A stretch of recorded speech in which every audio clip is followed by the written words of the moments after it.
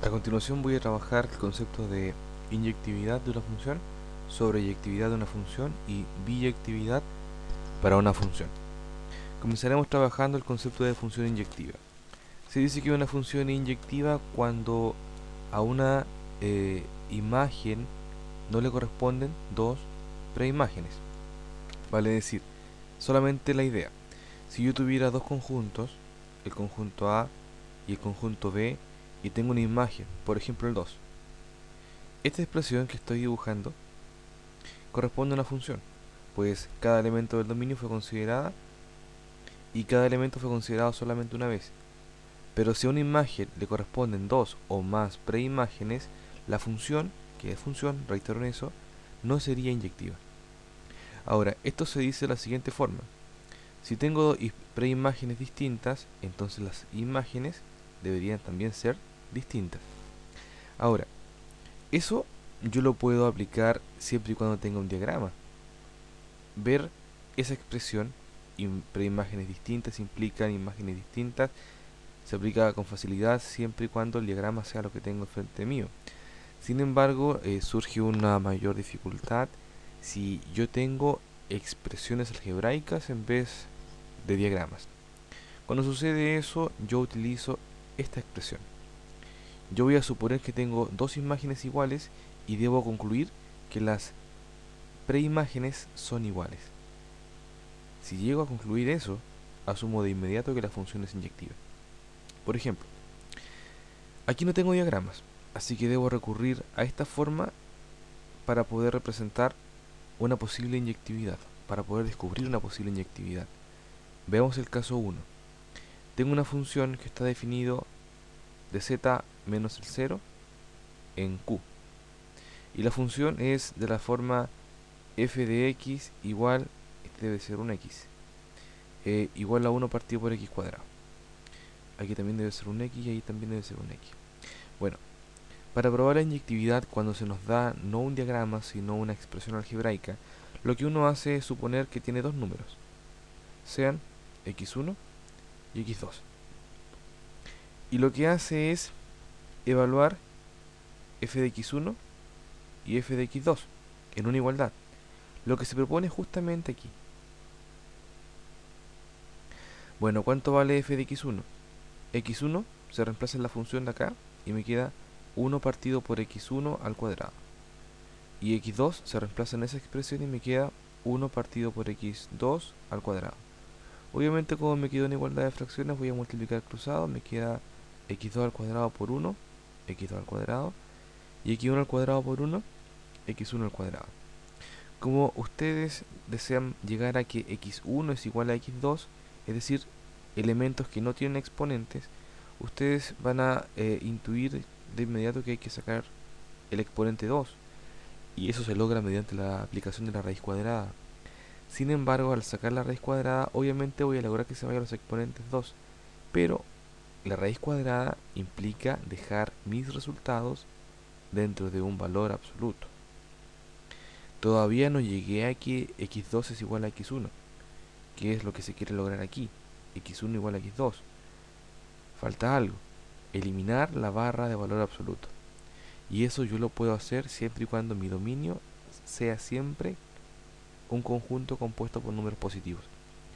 Si observan bien en el caso 1, el dominio es z menos el 0, pero el z incluye números positivos y también negativos.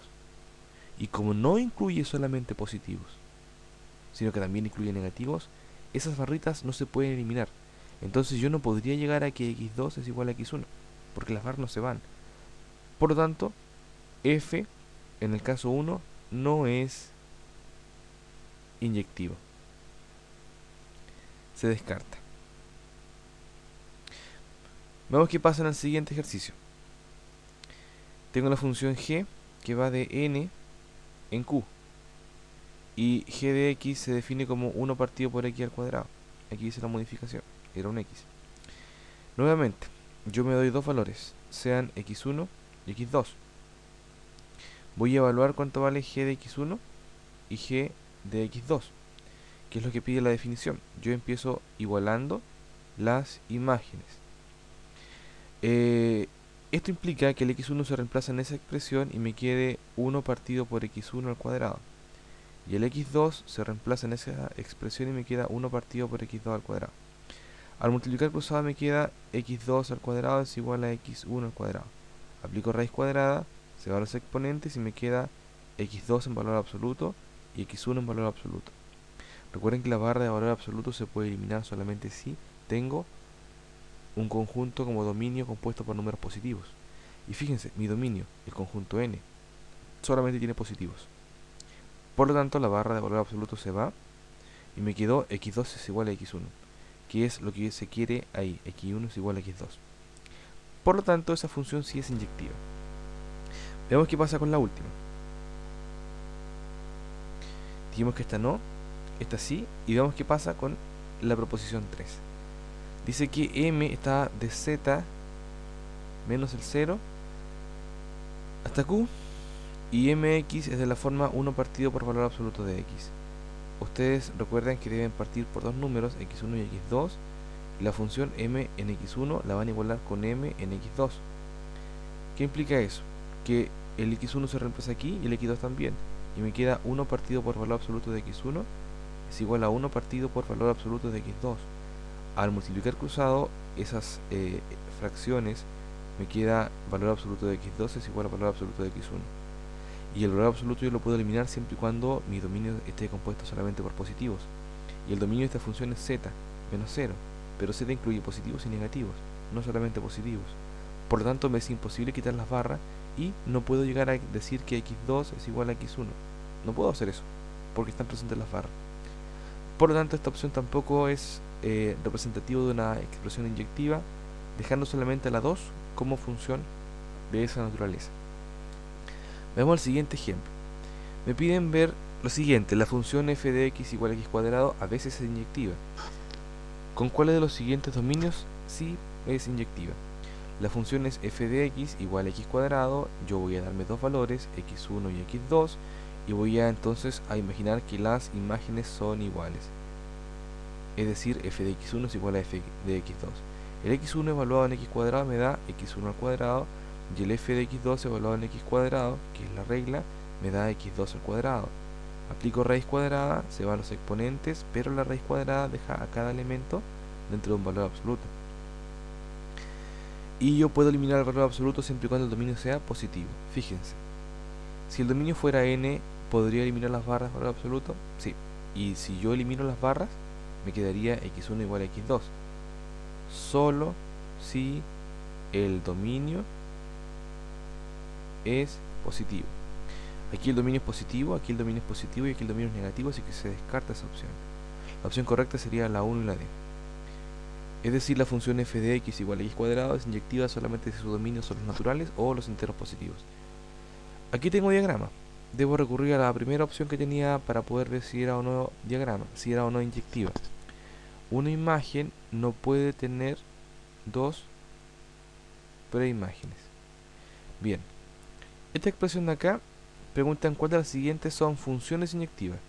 Esta expresión de acá ni siquiera es función, o sea, ni siquiera la puedo analizar, porque a él le corresponde dos elementos, a él le corresponde 1 y 1, no cumple la definición de función, entonces mucho menos va a ser inyectiva.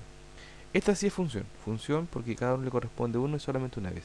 Pero es inyectiva, bueno, a esta imagen ¿cuántas preimágenes le corresponden? Una, a esta preimagen le corresponde una y a esta preimagen le corresponde una. Es inyectiva. Esta expresión es función porque a cada preimagen le corresponde una imagen, pero veamos si es inyectiva. A esta imagen le corresponde una preimagen, a esta imagen le corresponde una preimagen y a esta imagen le corresponden dos preimágenes. No puede ser inyectiva, porque para que sea inyectiva a cada imagen le debe corresponder solamente una, y nada más que una. No, esta no es función y esta sí. Entonces la opción correcta es la 2. Recuerden, si es un diagrama se analiza de una forma, si es una expresión algebraica tengo otro método para ver si la función cumple o no con la inyectividad. Función sobreyectiva. Este es mucho más simple de ver. Si el recorrido de la función es igual al codominio, la función se asume como sobreyectiva. Por ejemplo, me da la función que va de n a z menos, f de los naturales a los enteros negativos. Y la función es tal que se escribe como menos x. Quiere decir que Si n vale 1, al reemplazarlo en la función me va a dar menos 1. Si n vale 2, al reemplazarlo en la función me va a dar menos 2. Si n vale 3, me va a dar menos 3. Si n vale 4, me queda menos 4. Y así puedo continuar con esto. Dice lo siguiente. Notar que f es sobreyectiva. ¿Por qué razón? Porque yo partí por el 1. Y me dio menos 1. Y voy a seguir aumentando mis valores. Y esto va a seguir creciendo. Pero fíjense que aquí lo que yo tengo, o lo que estoy haciendo aparecer, es números enteros que son negativos, porque esto continúa hacia allá, hacia el infinito, pero son enteros negativos, así que esto le puedo llamar z porque son enteros y son negativos. Fíjense, el recorrido es z menos. ¿Coincide con el codominio que se me dio? Sí. Por lo tanto, la función se va a llamar sobreyectiva, solamente porque el codominio y el recorrido coinciden. Si lo quieren ver desde otro punto de vista, se tendría lo siguiente. A través de un diagrama. Supongamos que tengo la función con elementos 1, 2 y 3 y el conjunto B con elementos A, B, C, D. Al 1 le corresponde al A, al 2 le corresponde al B, al 3 le corresponde al C. Esto es función, pero no es sobreyectiva, porque sobraron elementos. Esa es otra forma de poder decir si una función es o no sobreyectiva. Si en el codominio sobran elementos, entonces la función no puede ser sobreyectiva. Pero sin embargo, si en el codominio no sobran elementos, es decir, todos fueron ocupados, entonces la función es sobreyectiva. Veamos un ejemplo. La primera opción dice que tengo la función g que va de z en z y la regla es x cuadrado. ¿Será inyectiva? Veamos. Démonos una tabla pequeñita para ver qué pasa. Cuando x vale 1, obtengo un 1. Cuando x vale 2, obtengo un 4. Cuando x vale 3, obtengo un 9, porque está al cuadrado. La imagen está al cuadrado.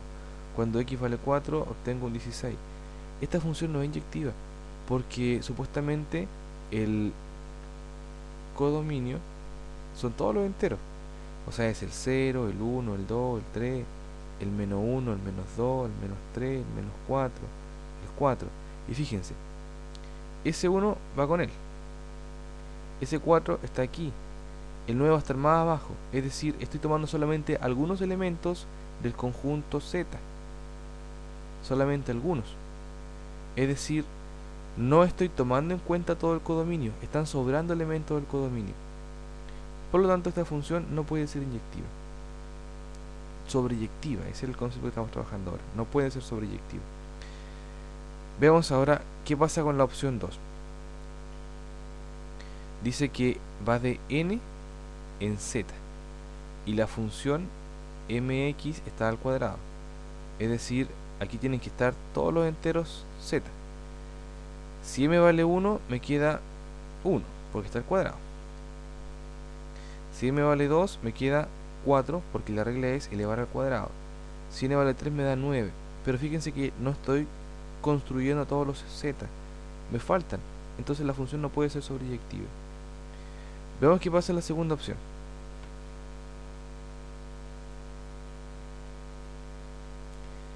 En la tercera opción, dije segunda y la tercera, tengo la función f de z en n y la regla es f de x igual a x cuadrado. ¿Qué pasó aquí? Z es 1, 2, 3, 4, 5. ¿Y qué pasará con los n?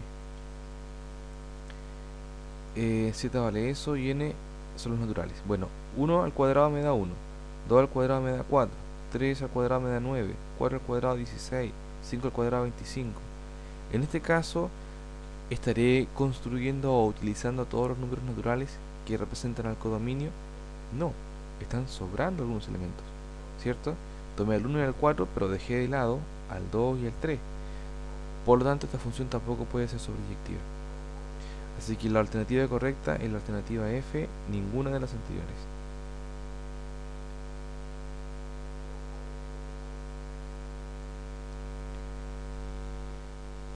Función biyectiva.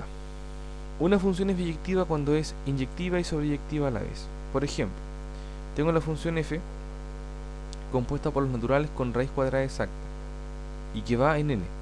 Es decir, la preimagen es un número natural que pueda tener raíz cuadrada exacta. Entonces los elementos del dominio serían el 4, porque tiene raíz cuadrada exacta, el 9, el 16, 25, y así puedo continuar. Y los elementos de la imagen serían, según esto, a la preimagen le aplico raíz, y la raíz de ese número me daría la imagen. Entonces a él le corresponde al 2, a él le corresponde el 3, a él le corresponde el 4, a él le corresponde el 5. Esta función, la raíz, es inyectiva. Miren, recuerden que para probar la inyectividad uno suponía que las imágenes eran iguales. F de x1 implica reemplazar el x1 en esta expresión. Lo hice y me queda raíz de x1 y aquí me queda raíz de x2. Para eliminar las raíces, porque yo quiero igualar o quiero llegar a que x1 es igual a x2, aplico el elevar al cuadrado. Y eso anula cada raíz quedándome x1 igual a x2. Por lo tanto es inyectiva. Y es sobreyectiva porque aquí me faltó el 1. La raíz cuadrada de 1 es 1. Porque los números que estoy obteniendo acá son 1, 2, 3, 4, 5, o sea, todos los números naturales. Y aquí me dice que el codominio son los naturales. Es decir, el codominio se está ocupando por completo. No está sobrando ningún elemento. Por lo tanto, también es sobreyectiva. Y como es inyectiva y sobreyectiva, entonces f, porque así se llama la función, es biyectiva. Veamos algún ejemplo. Veamos si estas funciones son biyectivas o no. La primera opción dice que es g de z en z y la función g de x es igual a x cuadrado más 3. Veamos si es inyectiva. Primero decimos que tenemos un g de x1 y un g de x2. G de x1 me da x1 al cuadrado más 3 y esto me da g de x2. Estaba colocándolo de nuevo, eso no va, lo voy a borrar de inmediato. El g de x2 sería x2 al cuadrado más 3. Él y él se van y me queda x1 al cuadrado es igual a x2 al cuadrado. Aplico raíz cuadrada, obviamente él se va y me queda valor absoluto de x1, valor absoluto de x2. Y ahora yo puedo sacar la barra siempre y cuando el dominio sea positivo, pero el dominio z incluye positivos y negativos, así que la barra no se puede eliminar. Y como no se puede eliminar, no es inyectiva. No es inyectiva. Ahora la pregunta no es si es inyectiva, sino que si es biyectiva. Bueno, para que la función g sea biyectiva, tiene que ser inyectiva y sobreyectiva al mismo tiempo. Y entonces, como no es inyectiva, no me importa ver si es sobreyectiva, porque ya no cumplió una de las dos condiciones que debe cumplir. Por lo tanto, se asume que la función no es sobreyectiva, porque falló una de las dos condiciones. En este caso falló la inyectividad. Vemos la segunda. Valor absoluto, va de z en n. Me doy 2 en m de x igual a valor absoluto de x. Me doy dos valores, m de x1 y lo igualo con m de x2.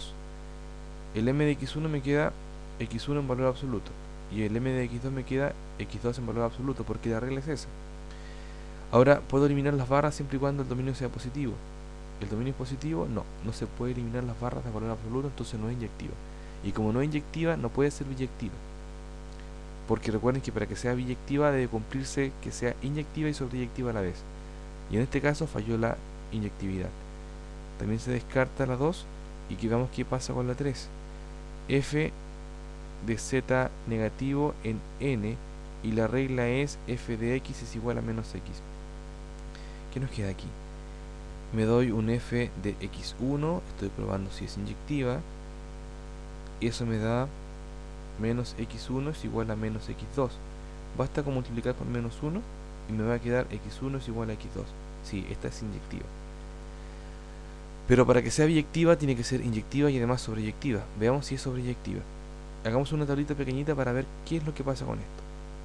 Si x, recuerden que el dominio z negativo, o sea, puede ser -1, -2, -3, -4 hacia abajo. Y la regla es multiplicar a la parimagen por -1. Es decir, a él se multiplica por -1 y me queda 1. Y me queda 2, 3, 4, 5. Y así puedo continuar. Pero ¿a quién estoy encontrando acá? A todos los naturales. ¿Y cuál es el codominio propuesto? Los naturales. ¿Coinciden? Absolutamente sí. Entonces es sobreyectiva. Entonces aquí tenemos que es inyectiva. Y de esto tenemos que es sobreyectiva. Por lo tanto, F, en el caso 3, es biyectiva. La opción 3 es la correcta. Veamos algunos ejercicios relacionados con funciones para que volvamos a repasar el concepto de función. Me dan la siguiente. Me piden buscar el dominio y el recorrido de la función área de un cuadrado, es decir, f de x igual a x cuadrado. ¿Por qué hago esto? Si yo coloco un x, un número cualquiera, y lo elevo al cuadrado, obtengo el área de un cuadrado. Ustedes recordarán que si un cuadrado, por ejemplo, vale 3, el lado, su área vale 3 al cuadrado, o sea 9. Por lo tanto, va a pasar dos cosas. Primero, los elementos x del cuadrado y el área x cuadrado. Los elementos x tienen que ser positivos, porque ninguna distancia va a ser negativa. Así que x pertenece a los naturales. Y como x representa el dominio, una preimagen, dominio, recuerden eso, entonces el dominio tiene que ser n. Puede ser esa opción, puede ser esa opción. Z se descarta porque z, aparte de los positivos, acepta los negativos. Y un x, siendo una medida de un cuadrado, de un lado de un cuadrado, no puede ser negativo. Así que se descarta, se descarta. Veamos qué pasa con el recorrido. ¿Qué es lo que estoy obteniendo acá como recorrido? Si yo tengo un lado cualquiera, la imagen se llama x cuadrado. Si el x vale 1, si tengo un cuadrado que mide 1 por lado, su área es 1. Si tengo un cuadrado que mide 2 por lado, su área es 4. Si vale 3, su área es 9. ¿Qué dice esto? Que el recorrido son todos los naturales. Y eso no es cierto, porque estoy tomando números naturales, claro, 1, 4, 9, pero dejé algunos de lado, 2, 3, así que esta opción se descarta. ¿Qué dice esto? Que son números naturales, pero esos números tienen raíz exacta. ¿Por qué sé que tienen raíz exacta? Porque dice que la raíz del número a pertenece a los naturales. ¿El 1 tiene raíz que pertenezca a los naturales? Sí, porque la raíz de 1 es 1. ¿El 4 tiene raíz que pertenezca a los naturales? Sí, porque la raíz de 4 es 2. La raíz de 9 es 3, o sea, estoy encontrando raíces que están en los naturales. Por lo tanto, esa es la opción correcta. Y el último, dice que el día de ayer el precio del pan presentó una variación por región y la función para determinar su valor está dada por f de x igual a 500 más 9x cuadrado, donde x es el número de días que tardan los camiones de reparto de harina en llegar a cada ciudad. Si como máximo un camión puede tardar 6 días en llegar a la ciudad más alejada del molino, ¿cuánto más pagan las personas que viven ahí, las más lejanas, respecto a las ciudades que reciben la harina al mismo día? A ver, dice que como máximo se demora 6 días, entonces voy a calcular cuánto vale f de 6, es decir, cuánto pagan, porque dicen que la función para determinar el valor del pan está dada por esto. Cuando f vale 6 me queda 500 más 9 por 6 al cuadrado, la x se reemplazó por un 6. Me queda 500 más 9 por 36. Veamos cuánto da 36 por 9. 9 por 6, 54. 9 por 3, 27. Y más 5, 32. Me da 324. Es decir, esto es 500 más 324. Total, 824. Eso es lo que pagan las personas que viven más alejadas del molino. Pero la pregunta es, ¿cuánto más pagan las personas que viven más alejadas respecto a las que viven más cerca del molino? O sea, las que reciben el pan al mismo día. Es decir, las que se demoran 0 días o un día en llegar al pan. La pregunta es esa, 0 o 1. Si fuera 1, quiere decir que se demoran 24 horas en llegar a la ciudad. Pero si lo reciben el mismo día, se demoran menos de 24. Es decir, no llevan ni siquiera un día. La respuesta es cuando llevan 0 días, dentro de un par de horas. Entonces me va a quedar esto como 500 más 9 por 0 al cuadrado, y eso es 500 más 0, o sea 500. Por lo tanto, ¿cuánto más pagan? La diferencia. Hay que restar 824 menos 500, lo que pagan las personas más lejanas al molino respecto a las que pagan las personas más cercanas. Eso me da 324 pesos. Es decir, esa es la diferencia de pago entre las personas según la distancia al molino que fabrica la harina. Estos problemas podrían entrar a la siguiente prueba, así que se recomienda practicar con ellos.